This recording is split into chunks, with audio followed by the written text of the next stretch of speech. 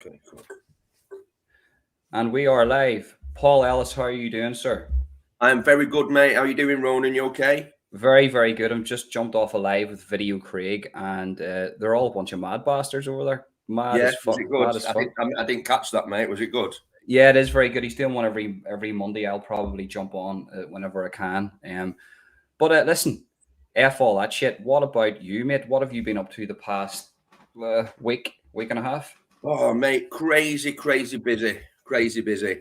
Well, sure, as you know, I'm in the process of doing the documentary about our friend Dickie Hicks.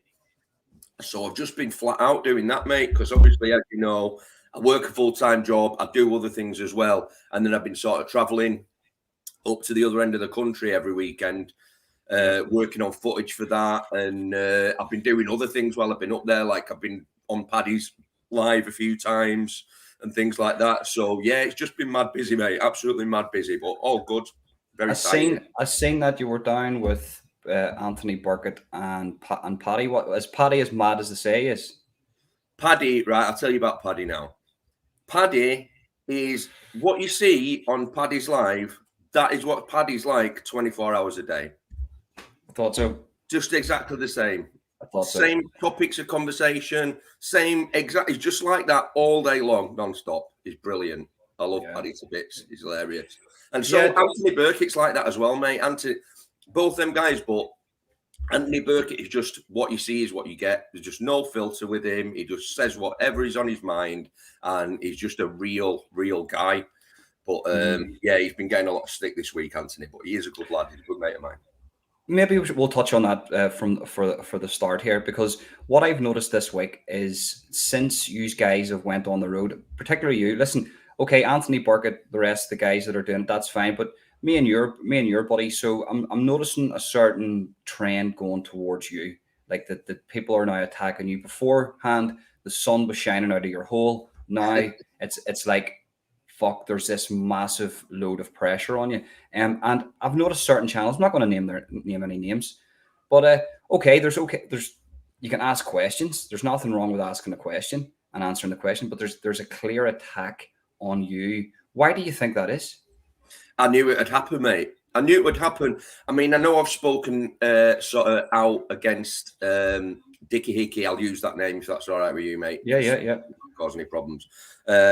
Obviously, I've spoke about Dickie Hicks before in the past in not a great light, but I've never actually sort of, really gone out on a limb like I have this time, saying I'm doing a documentary. I'm going to be exposing it, and I knew that with that would come loads of hate, because historically, Ronan, I've seen that happen with every other person that's got involved in this.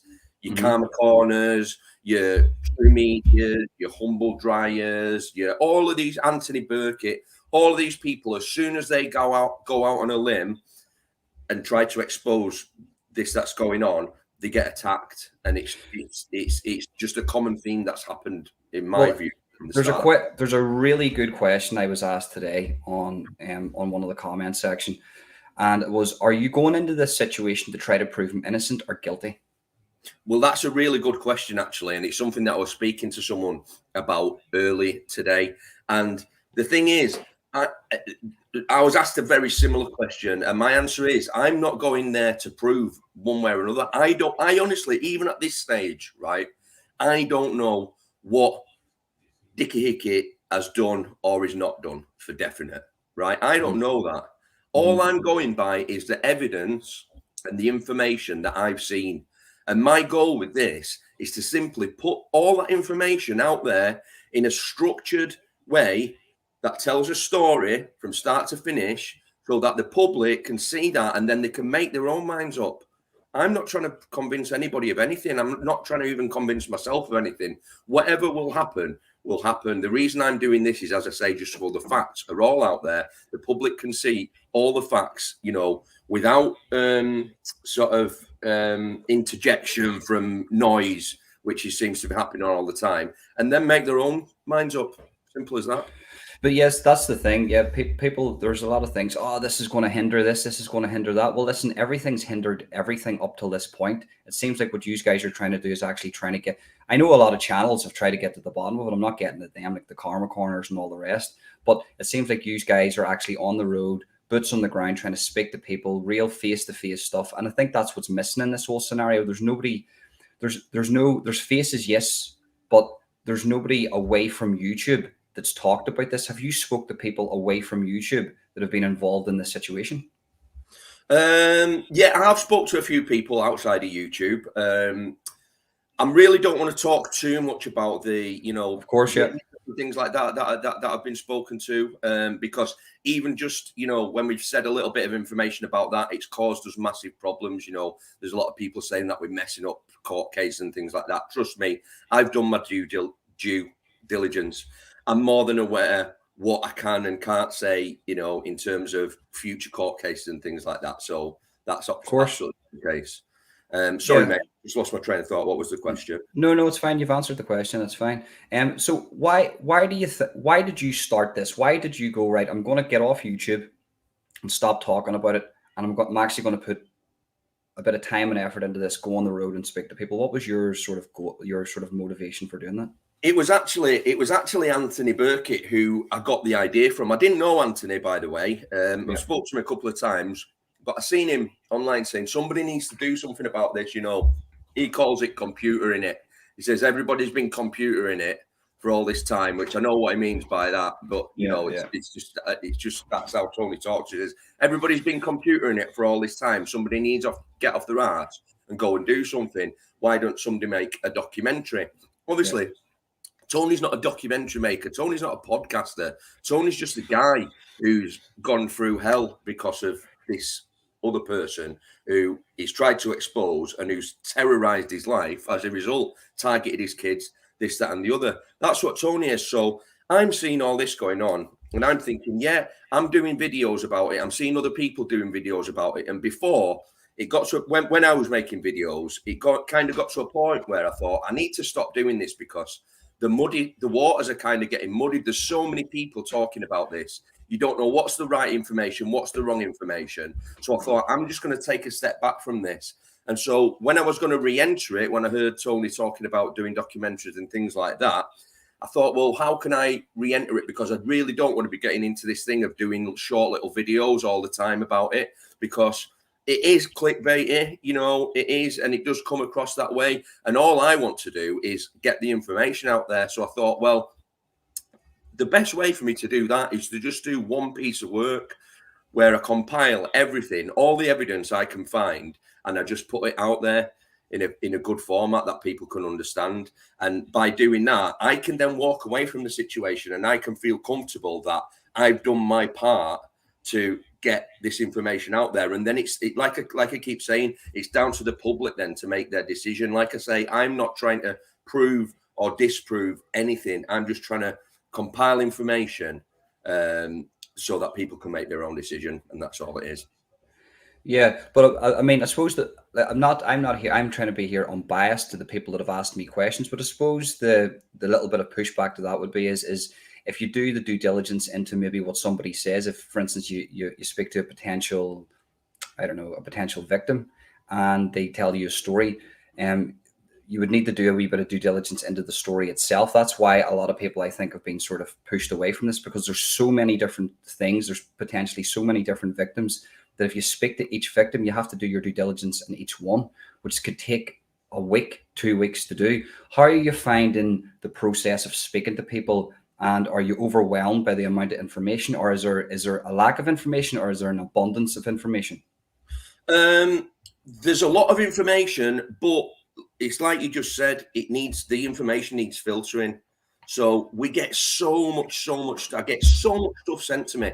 And, some of the other people who are helping as well, we get so much stuff sent to us. But most of it, when I get my hands on it and when I look through it, it's, it's not that it's not credible, but, you're just not able to do the due diligence on it, like you say. And I wouldn't feel credible putting it into something that's got my name on it, and it's my name that's on this at the end of the day. And I will only put something in there if I feel, happy that I'm happy with it, that it's good information.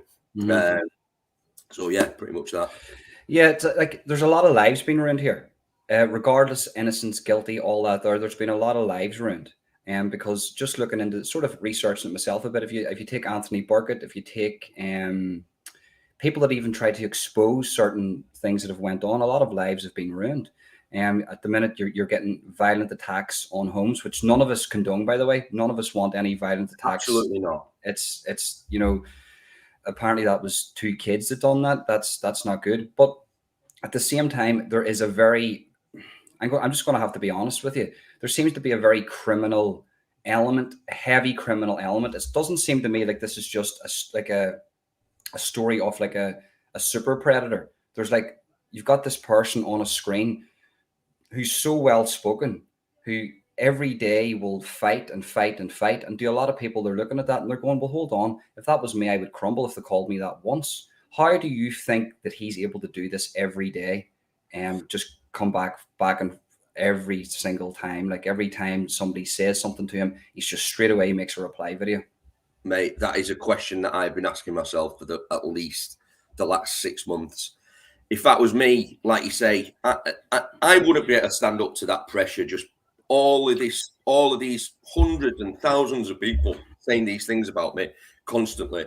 I wouldn't be able to stand up to that pressure. And I just can't understand how someone could be so hard-nosed as to just sit there and just blindly tell lies. And I don't mean tell lies as in saying I've not done anything wrong when I have done something wrong. I think that, we pretty much know that's the case. It's the actual provable lies that this guy tells. Like 3 months later, he's saying one thing, and then now he's saying another thing. So let's take the NFAs, for example. 3 months ago, he was saying, yeah, them NFAs, he was going through them, trying to explain what they were. Now he's saying that those NFAs don't even exist. So how can you believe, if someone's saying 3 months ago, yeah, I've got NFAs, they sound really bad, but I can explain them, to I've not got any NFAs and I've not got any sexual things on my record whatsoever. How can you take anything that person says seriously? Look, Ronan, let me break it down really simple now. I would not feel like I had to do this documentary if Dickie Hicks did one of 2 things. Okay, these are the things that I feel that he could do, which would make it unnecessary for me to do any documentary. So we know that the NFAs are there because we've heard the Clare's Law. Okay, we've also had that Clare's Law verified by multiple other women who've done a Clare's Law. They're not allowed to talk about exactly what's on there, but they're all verifying that it's these, and we know what they are because we've heard on the Clare's Law. Apparently there's more on the Sarah's Law, but I can't say that for definite because I've not seen the Sarah's Law. Yeah. Sorry, I just lost my train of thought again. No, I'm just thinking there, because one of the big key standpoints for me was, right, there's actually 2, right? And I'm going to clear something up here, right? And I'm not that I'm making it personal, because this is about you, mate. This is about you and your travels. But one thing that sort of changed my mind was the deal between me and Decca was show the correct paperwork and it's all good. Yeah. Right? That's it. There's no hidden agendas. There's nothing. Just show the correct paperwork and it's all good. I presented a form of a way that you can prove your innocence, and that didn't happen. So in my eyes, there's substance to this. Now, am I saying that this person's guilty of all of this? No, because I can't, because I don't know. Well, what you do know through that is that everything that's happened since that point is just a big, massive mess of deceit and lies, and you can't trust any of it.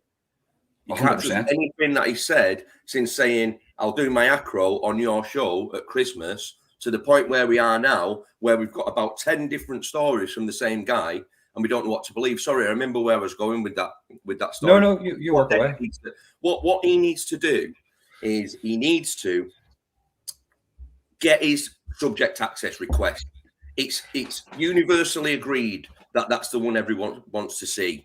There's maybe a few people on the other side who are saying, no, he's got the right one and this, that, and the other with that visa form thing, but it's nonsense. We all know it's a subject access request. The one that I've applied for, that's got everything on there. It's got you every time you were arrested, NFAs, everything. And what he needs to do, he needs to get that, but he needs to not get it sent to himself because it's gone too far now. No one's going to believe anything of Decca reading it out on a thing. He needs to send it to a third party who is, independent. That person then releases the acro, then Dickie Hicks, or by whatever way he wants to do it, in an interview or on a live or whatever, goes through every single item, NFAs, all of it, and explains what they all are. And then it's down to the same with the documentary. Then after that, it's down for the public to decide whether they believe him or not. And that's only because he's let it get to this stage. It would have never needed to go that far because he's lied so many times. That's why we need to see the NFAs, because it's so many lies upon lies upon lies. We need to just see what's there on black and white on this subject access request to a third party who's completely independent, who's not going to change it, and then his explanation of them all. And then then I wouldn't have to do a documentary because the exact same information, well, actually, more verifiable information would be out there, plus Dickie Hicks' explanation, which is then, if people want to believe him, great. If his explanation's credible, great. If not, they're not going to watch his channel. The only other thing he could do is to come off social media, because the reason I'm doing this is from my observation and the evidence I've seen, that someone who's using social media as calling himself a mental health ambassador to groom vulnerable people to get them into an abusive sexual relationship, whether that relationship includes grape, as it's been called, or not, I don't know. Obviously, it's a lot worse if it does, but even if there's no grape included in this scenario, these relationships that he's pulling these women into, these vulnerable women, are abusive. And there's no denying that, because we've heard the way that he acts with these women, and we've heard evidence of it. We've heard. Well, the thing about it is, I think here's where the legal part comes in, and this is where I have a bit of a problem, right? See, if you're calling yourself a mental health ambassador, that's not illegal. I can sit and say, Paul, I'm a mental health ambassador, right? I can state that. I can put that on my YouTube. I can put that on posters everywhere, and I don't have to show any credentials for that. I don't have to show paperwork. I don't have to show anything, right? You can go up to a company. Maybe you're looking for a sponsorship and say, oh, by the way, I'm a mental health ambassador. Just look at my channel. They'll flick through all your videos, and you're always stating that you're a mental health ambassador. If you're going to state that you're a mental health ambassador and you're possibly around vulnerable people, then it should be mandatory that you show an enhanced DBS or the subject request. What do you call the subject access request form? The subject access request. But here's where people keep getting caught out, right? There's always technicalities. First, it was the enhanced DBS, right?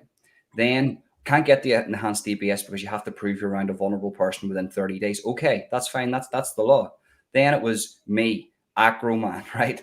Here's an acro. I didn't know there was two forms of an acro. Now he's caught you out on another, or caught us out on another technicality. Now it's another one. So to the common man looking at this, we're constantly asking for new things, but actually we're not. We're just asking for one thing: the correct paperwork that shows not just the allegations. Because I don't know about you, Paul. I don't have one allegation against me. I don't know about you. I don't know about anybody else. But if you have one, okay, you can give a man one allegation. We can give him one, right? If you have 2, 3, 4, 5, 6, 7, 8, 9, 10, 11, so on, so on, so on, that doesn't show allegations. That shows a pattern of behavior, right? Yeah. And NFAs need to be really, really stated in this here, because an NFA and no further action, like I've looked into it, I've never had to look into this. I'm not Inspector Morse, like I don't have a clue about this, but NFAs especially when it's got to do with grape.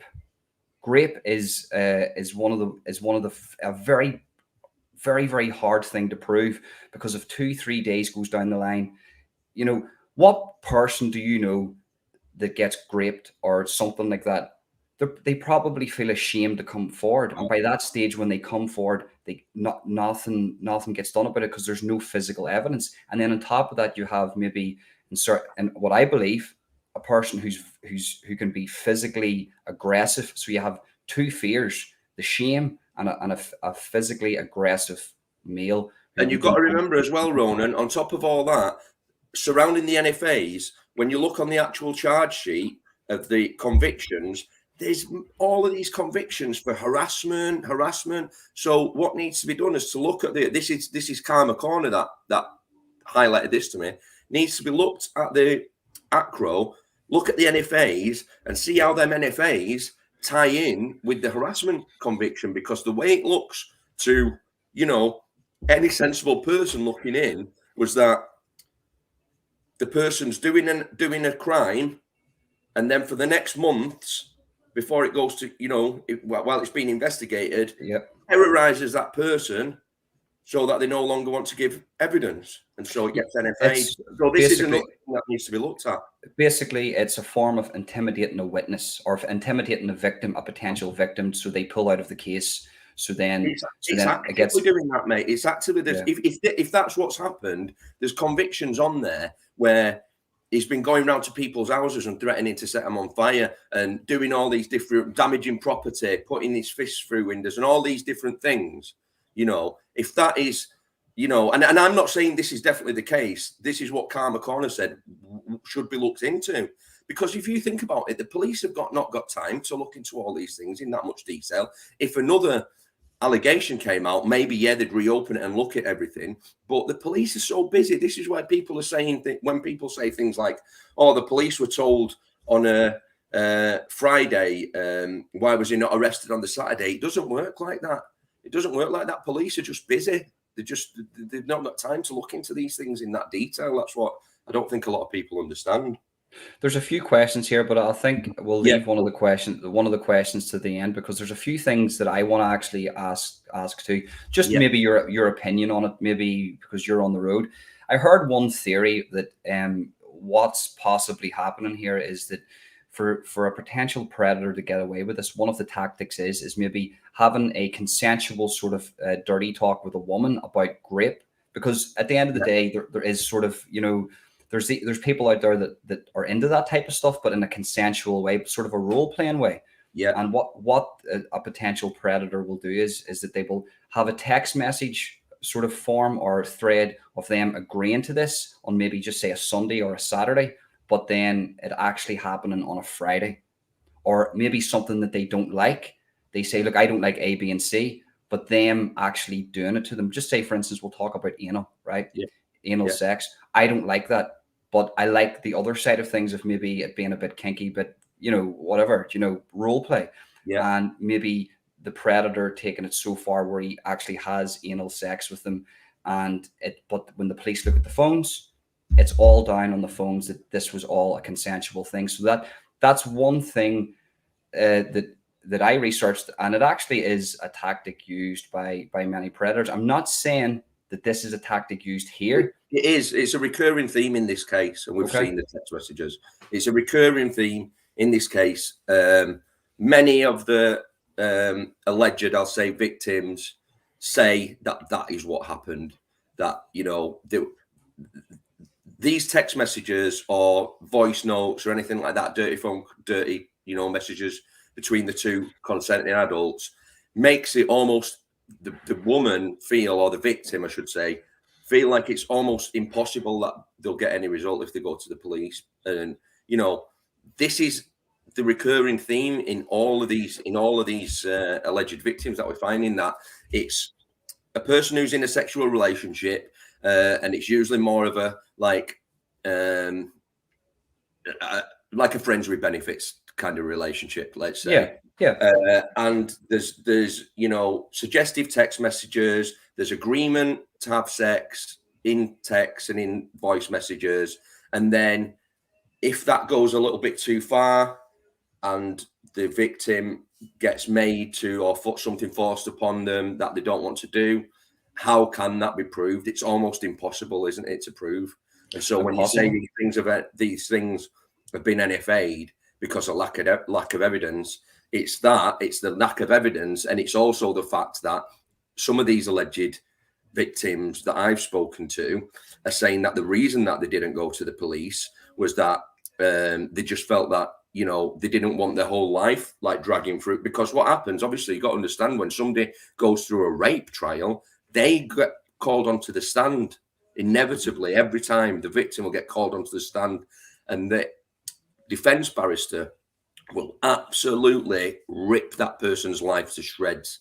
Every single sexual relationship you've ever had, all your sexual things in your phone are going to get read out to the court. Everything you've ever done, any, inky things you've ever done, you've ever spoke about, it's all going to get what woman, what person wants to go through that. So that's another massive reason why these things don't get to court, because the victim doesn't want to go through that horrible, torturous process, which to me makes total sense. Why would they want to put themselves through that, thinking that there's almost, with these sort of cases, there's only a 10% chance of it being a conviction anyway. So wow. Is that how low it is?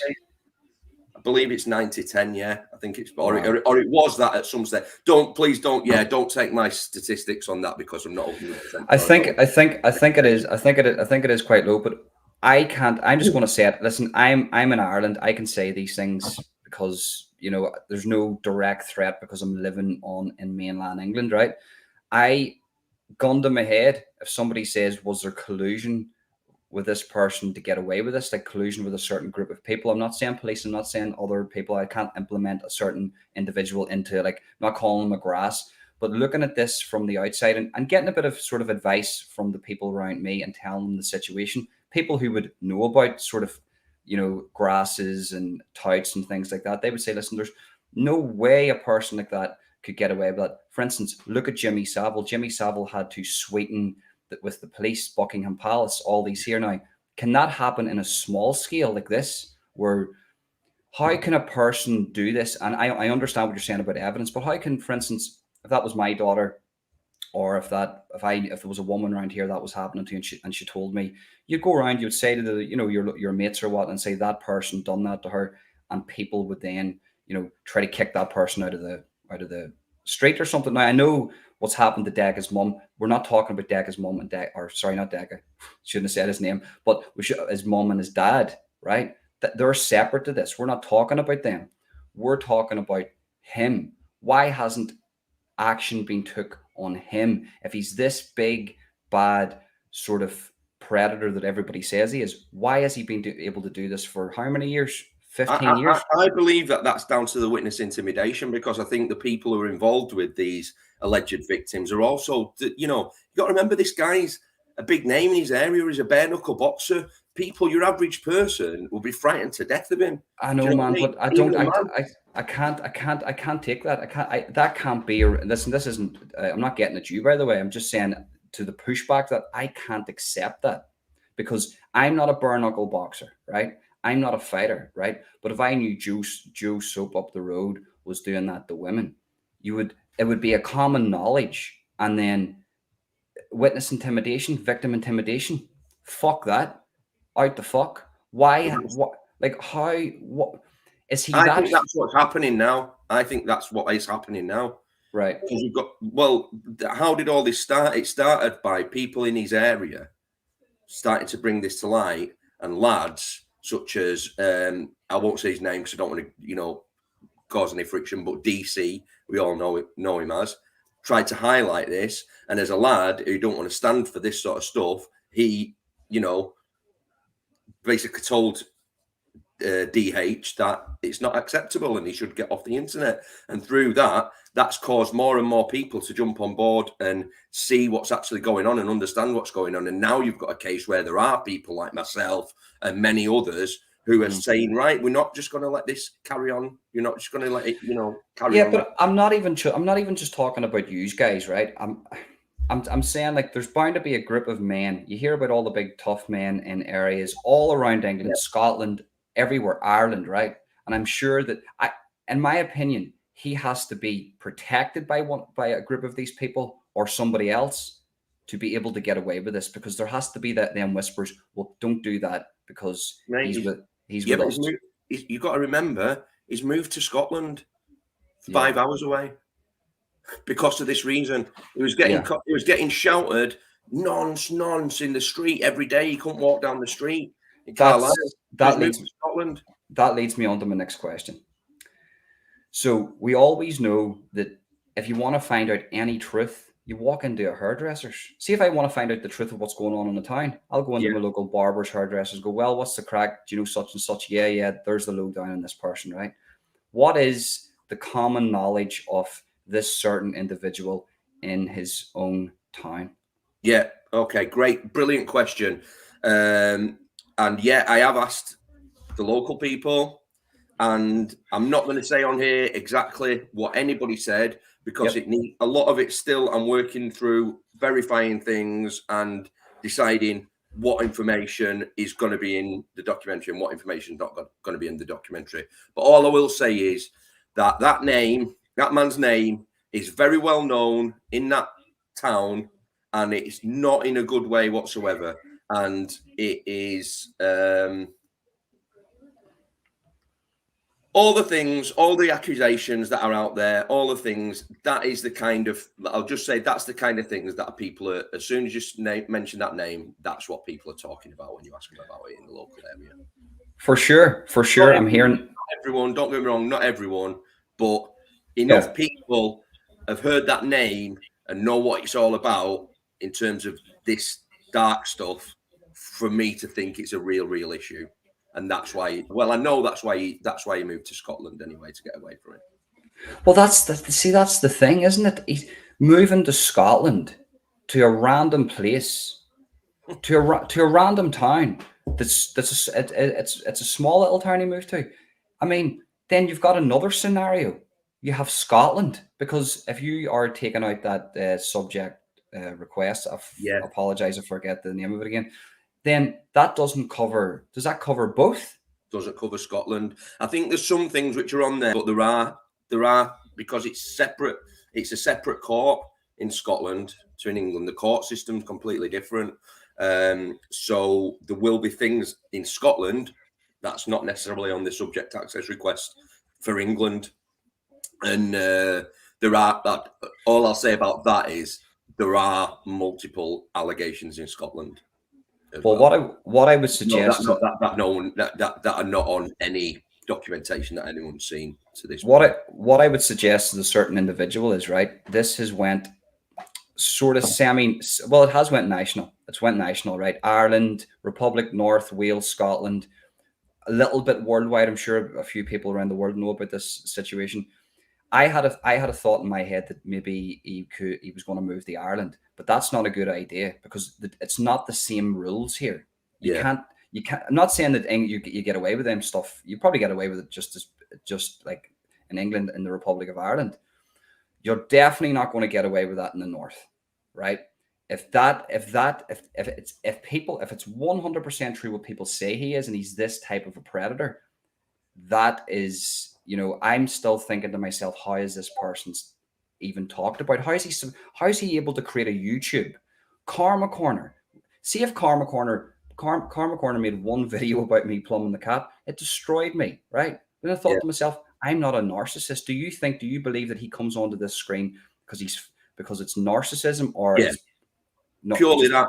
I've never seen an example of narcissism so clear to see. It's like I was saying before, he's so hard-nosed. I don't know how anybody can just sit there and just lie from one day to the next, tell one thing one day, one thing the next day, completely straight-faced, like it's gospel.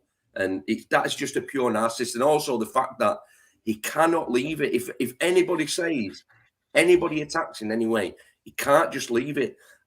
Right at the start of this, when I supported Decca, when I first found out about Decca and I supported Decca, I was giving him advice in his comment section. And the advice I was giving him was, Decca, you've got to stop responding to this. This is what's creating the problem and making it 10 times worse. Because every day you come on here doing a video calling out the trolls, I would have never even known any of this stuff about Dickie Hicks if it wasn't for him coming on his own channel and calling out the trolls and saying the trolls' names, because that made me then go onto their channels, have a look what it's all about, and think, fucking hell, they're right eventually, That leads me on to the next question, right? And this is a bit of a theory I have, and I am a bit of a conspiracy theorist, right? So you know that yourself, Paul, right? But Do you think that he knows this? He knows he can't be kicked off YouTube because it's just allegations, it's not I convictions. think he thinks he's invincible. Right. Do you think that he has courted this controversy? Not saying it's not real, the controversy, but courted the controversy, knowing that this is going to happen and it's going to shoot him up through the algorithms. Hence, it's going to make him sort of infamous, and then that's going to turn into money.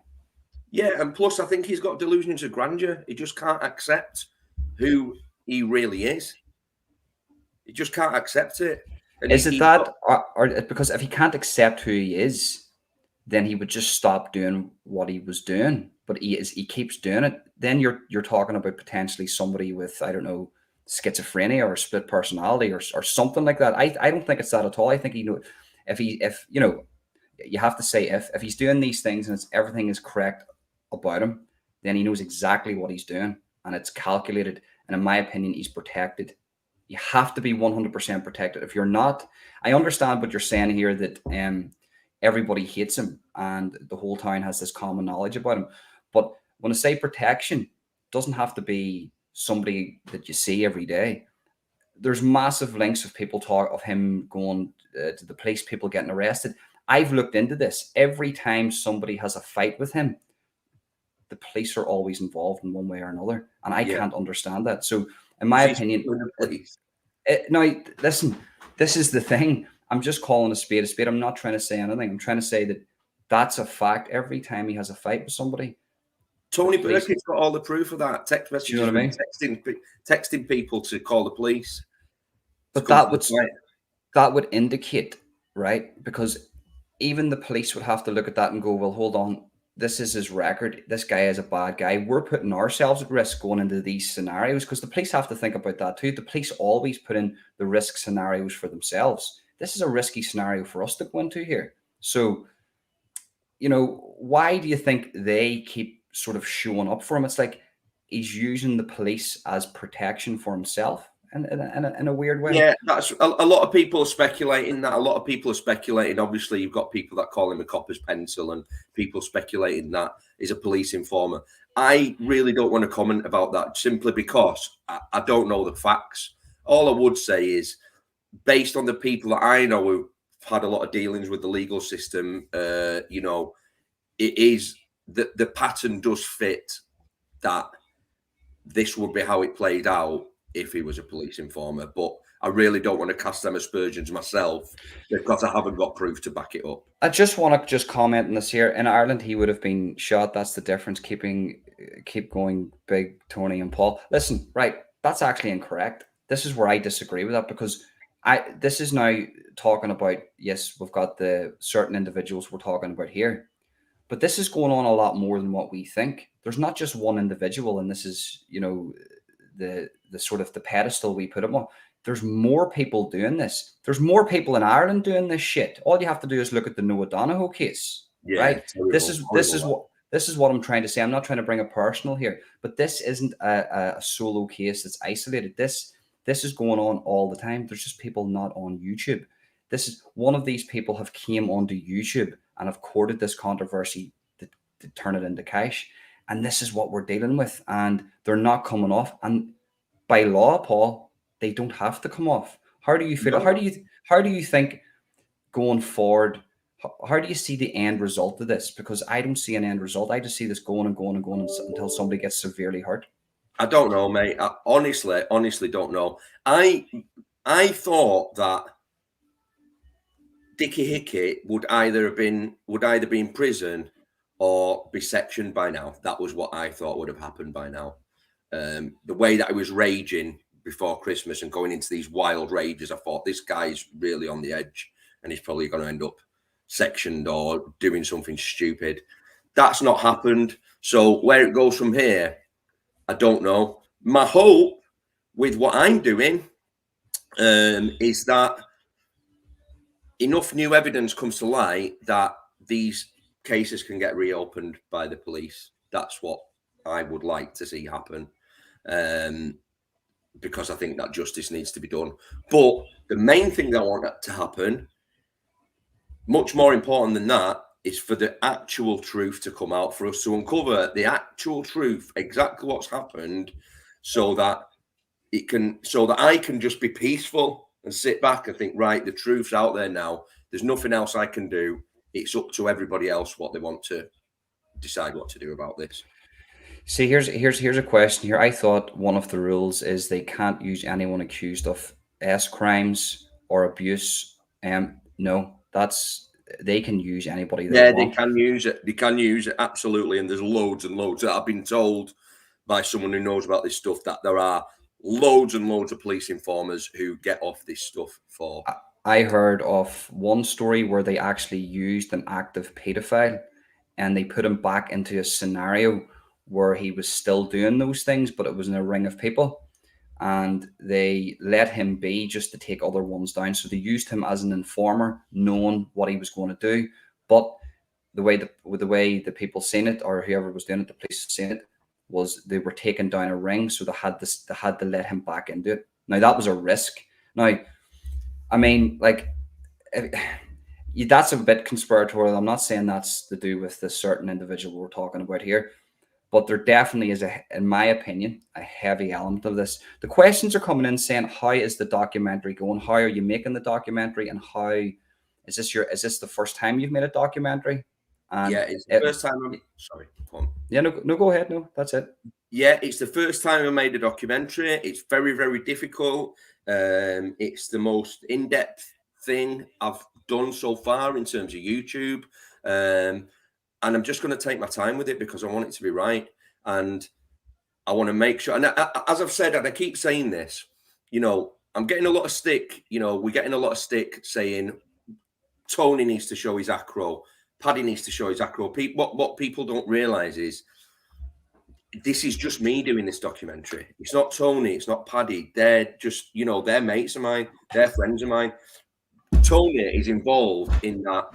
He's helping book the hotel rooms, and he's done a GoFundMe, which is brilliant. I couldn't have done this without Tony. But in terms of the actual making of this documentary, Tony's not a podcaster. Tony's not a documentary maker. Tony is just enjoying coming out and being involved because he's been terrorized by this guy for 2 years. So there's no way that I would turn around to Tony and say, Tony, I don't want you to be involved in this, in doing this, but in the actual making of the documentary, it's just me. It's all on my shoulders. So it's hard, Ronan. It is really hard because I'm responsible for everything. I'm responsible for the due diligence and all the information that's going to go in. I'm responsible for figuring out exactly what I can say without being sued. I've got to, all that responsibility for everything is on me. And I want this to be airtight, this documentary. So it needs to be. I mean, it's got a bit. I want it to be airtight so that I can just put it out there. It's not going to get copyright strike. It's not going to get a defamation strike because everything I've said and everything I've put in there is accurate information to the best of my knowledge, and it's within the law. So that is my goal. Yeah, what I was just a bit of advice, right? See, to even cover yourself fully in that is just to not have anybody's name in it, because yes, you can go to the point where it's all sort of factually correct in a person's view. Maybe you're talking to a potential victim, but then he could turn around and say that's wrong and get you done for defamation. Yeah, there'll be no names used in any of the, especially any of the alleged victims. No names will be revealed. Because you want it up and you want it to stay up and you want it to be airtight where it's people can go and see that. Do you know what I mean? Because this is going to be a big one. Look, there's a question somebody asked me, and I said I would ask this. Listen, guys, when he's answering this question, ask me questions here because I think I've asked him everything I want to know. So if there's anything you want to know, what I'll do is I didn't have a mod on tonight. I should have had a mod. Does anybody want a mod for me? And they can actually put questions to me. And what I'll do is I'll leave that up like that, and then I can scroll down. So here's a question somebody asked me. Now, this is going to be a wee bit this isn't me asking this. This is just a question somebody says, please ask this. Ask Paul if it's a non-biased, impartial documentary, then why is he knocking around with people that are definitely not impartial? Many people believe that his documentary is going to do more harm in the quest to bring Purple Dickie to justice. Okay, so to address that, the feedback that I'm getting is overwhelmingly positive and overwhelmingly saying that they think that I'm doing the right thing in this. It's a very, very tiny, tiny minority of people saying, what you just said there about because Tony and other people are involved, that it's not credible. I can't be any more clear than saying, if there's any issues with it, any questions about it, anybody wants to know anything about it, no information. You won't get any information from anywhere else. You won't get information from Tony. You won't get information from Paddy. You won't get information from anybody that's accurate apart from me. This documentary is my piece of work, nothing to do with anybody else. Simple as that. I'm looking at the questions here, but there's a question down there for you, Paul. Can you see that? Does Paul think Decca has an amnesty? I don't know, mate. I really don't know on that one. This is a question about, the police informer and all that stuff. I don't want to sit on the fence about stuff, but I don't want to comment on things that I don't have information on and that I don't have proof on. So I'd rather just say I honestly don't know the answer to that question, to be perfect. I can answer the next one for you. No. Would Paul bare knuckle fight with Dickie? No, because would a panorama? I'm not calling you a panorama documentarian, but I'm saying, like, when you're making a documentary, you don't see Louis through fighting with crazy people. It's silly. Straighteners is not the answer to this. All we're hearing is straighteners and all this bullshit. We see what happened last week with Tony and Motorsports getting into a back and forward with Dickie about these straighteners and wanting to fight. It's a load of bullshit. All it does is cause a complete distraction from what we're trying to do and ends up making some people think that we're not.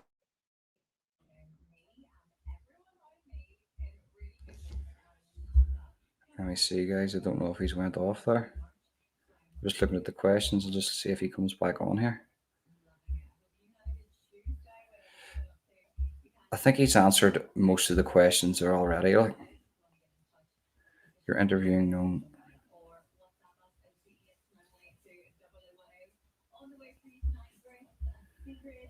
Yeah, I think that's Paul off, guys. Oh no, he's back. Yeah, everything went off there. Sorry, mate. I'm not sure what happened. It's all right. Do you know what it is? I'm so laid back, mate. I just wait for you to come back on. I was just looking at questions there. There's a lot of dickheads in. Obviously, we were expecting that. And this is another thing I'm going to touch on, and it's away from the certain individual case. Have you noticed? And I've looked into these accounts, that a lot of channels have been made quite recently, like in the past week, 2 weeks, that once you started doing this, that they just flooded my channel. They're bound to have flooded yours. Yeah, it's so I missed some of that. He cut out. I'm taking it. You're asking about trolls. So no, it's not but it seems like there's been a lot of channels made quite recently that have flooded my channel, and I've watched your channel, and I don't comment anymore. I don't read comments anymore. Only very, very few comments I read. But I've noticed a lot of new accounts pop up this past week. A lot of them are one person. I think we both know who that one person is. I'm not going to give that person any airtime whatsoever, but a lot of them are one person who's got some problem with me. A lot of them are another person. So a lot of them accounts are two people who've got some sort of issue with me for whatever reason. I don't know. The rest of them, yeah. Sorry, go on. No, go ahead. I was just going to say, you've covered everything there, man. What more can you say? Because I was looking at this week, and it was like people are going, he needs to show his acro. Okay, he will show his acro. Such and such needs to show it. Okay, we will show an acro. But that doesn't take away from the point that we haven't had the finger pointed at us about multiple sexual allegations. If we had, we would show one. See if it was me, I wouldn't even show an acro. I would do a bloody lie detector test. Even better. 100%. Do you know what I mean? Yeah, there's just a load of dickheads in the chat here. And you know what? I don't block them. Paul, you know me. I don't block these people. Yeah. No, fair enough, mate. I don't mind.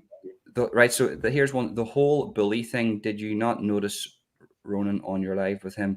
The mug. I just thought that was low, and I don't know where that came from. Maybe he was talking about. Oh yeah, I can't see that comment. Yeah. So yes, Mr. Frisk says Paul's trying to do a good thing. Everyone should back him. Yes, this is what people don't realize. Paul is separate from everybody else. He's doing this. Okay, he's got the backing of Anthony Burke. Paddy, me, all the rest. But guess what? I'm not talking to Anthony Burke every day. I don't even speak to Paddy Conroy. These are separate people, individual people that have came together. You and Anthony have came together here, and you are trying to get to the truth. But you're not constantly with Anthony Burke. People think that you and Anthony are sitting in a room with a glass of whiskey, smoking a cigarette, going, right, where we're going to next. It's not like that at all. You've got a job, man. You're out working every day, and you're doing this in the weekends. This is a lot of work. I literally couldn't do it on my own, and I can't thank Tony enough for the help that he's given me with it. Yeah, and that is practical help. Practical help, not making the documentary. I can't say that enough for the people that saying that Anthony's not involved in making the documentary. He doesn't want to be involved. He's not interested in making documentaries. Anthony just wants this whole situation to be over and done with, and he'd rather help someone like me who's taking action on it than, as he says, people who are just computering it. I'm not getting any pushback at all, and will answer all the questions as an unbiased person. So I'm looking at this here, and there's people saying, I don't know if they're trolls, but people are saying Anthony Burke has allegations against him. I've never heard of that. No, he did show his acro, I think. There you go. But I'm not I'll be honest with you, I couldn't care less. I'm not interested because I take people at face value. Tony has always been right with me. I've got no reason to think that he's got any bad allegations. And from everything that I've seen and everything that I've heard, he's got a very, very bad criminal record. But that criminal record is for violence against men in the underworld. It's nothing evil. There's nothing evil on it. That's the thing. There's a difference between having something evil on your record and having having criminality on your record. They're two fucking separate things, guys. There's a lot of guys. Listen, there's a lot of. Not everybody that's a cop is a good guy, and not everybody that's a criminal is a bad guy. That's the thing. People need to realize. Do you know what I mean? Can I just quickly address something in the comments? So this guy, he is a bad troll, this Crumpet Hunter. He's got a channel that's just dedicated to basically slating me and Anthony Burke. But he's basically said, he openly admitted it, and he's talking about Tony with grape charges. He didn't openly admit anything. What you'll find if you actually research this properly is that there were conversations that were recorded, like everything else, by Dickie Hicks with Tony Burke. Dickie Hicks took them phone conversations to his ex-business partner, John. And this has been verified by his ex-business partner, John. It's on multiple videos. He asked John to edit those voice notes to make it sound like Tony was admitting to having grape charges, okay? The ex-business partner, John, refused to do this. He said, I'm not doing that. I'm not getting myself into trouble, and gave him the recordings back. Since then, these recordings have popped up where it's made to sound like Tony's saying, yeah. Decca asked him something like, haven't you had allegations for grape? And he's gone, yeah. It's been edited. Right, here's no but that story is verified by his ex-business partner. So you probably need to research it a bit more detail. Andy showed an acro, hasn't he? That's the thing. He showed a fucking acro. So there you go. Right. So another person says, you're categorizing crimes on acros. Unbelievable. Well, of course, there's a difference between stealing a loaf of bread and being a grape ape. It's like this, and we've said this many, many times. If you've got one allegation that's for a sexual assault against someone in a certain set of circumstances, you've met and groomed that person in a certain specific way, and the sexual offence itself is a very specific type of sexual offence. If that happens one time on an NFA, okay, we can, that can be explained away. It was a jilted lover. If it happens again, it's not. Here's one. 5, 6, 7 times. I mean, come on, man. Well, here's one for you, right? Here's one for you. I knew a guy. He was a foreign guy, right? And he lived in my town. And he was in this situation, and it was once, right? And he got hounded out of the town. He had to actually go back to his own country, I think. And this was a really nice guy. And it turned out that he didn't do it. Now, it went to court. It was he was found not guilty, but he had to leave. He had to leave the town because this was hanging over him, right? So now he learned his lesson. Was never in another situation like that again. Just a situation where a woman came in. She was very, very drunk. She snuck out of her house. She had very controlling parents. And even though that I think she was 18, she didn't want to tell her parents that she snuck out of the house. She went to this house party, and she had consensual sex with this guy. She went back home. The dad said, "Where are you? What did you do? Why did you leave?" She made up this story that he coerced her out of the house and done these bad things to her when that wasn't the truth, right? Now that happened once, and that guy had to leave the town for this. That guy's never been in that scenario again, ever, Right. ever. That's the thing. He learned from his mistake. I cannot ever put myself in a vulnerable situation with anybody again, and especially with a woman that has alcohol in her. And I learned from that. If you, obviously, I've been in a relationship for 13 years, but if you're a single guy and you're with a woman and she's maybe a bit drunk and you don't know her, it's not worth it. Even if it's consensual at the time, it's just not worth it. Don't put yourself in that position again, do you? And you certainly don't actively seek that position, which is what it seems like happens. That's why I agree with the new law in regards to women whenever they're drunk, because there is differences between women and men, right? A man it doesn't matter how skinny a man you are, whatnot, and how strong a woman looks. A man, for some reason, can always be 9 times out of 10 be more physically dominant, right? When you're dealing with a situation like that, there needs to be a law brought into place where if a woman gets drunk, she maybe doesn't know what she's doing, just like when a man gets drunk. But the difference is a man can overpower a woman, and the next morning it might have been consensual the night before, but you need to go, hold on here.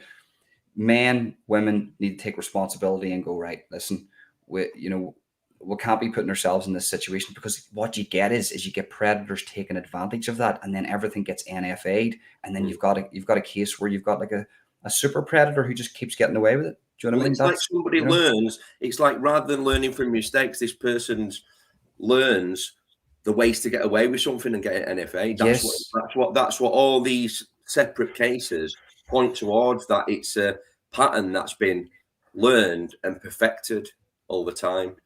Man, I was so, like, what would you call it? Like Jordan Peterson, all this woke shit. And then I came onto YouTube, was listening to women's stories, heard about this, realized about this, and went, fuck me.